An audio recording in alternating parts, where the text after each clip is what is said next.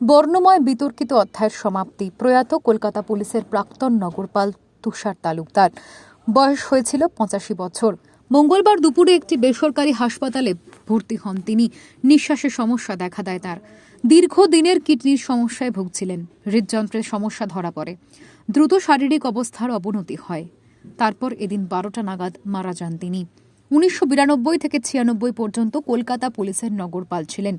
একাধিক সময়ে বিভিন্ন বিতর্কে জড়িয়েছিলেন তুষারবাবু। নগরপাল হয়ে লালবাজার কলকাতা পুলিশের কার্যালয়ে লেনিনের ছবি লাগিয়েছিলেন। প্রয়াত প্রাক্তন মুখ্যমন্ত্রী জ্যোতি বসুকে মনীষী বলায় বিতর্ক তৈরি হয়। কিন্তু বিতর্কে জড়ালেও কখনোই তার সততা নিয়ে কোনো প্রশ্ন ওঠেনি।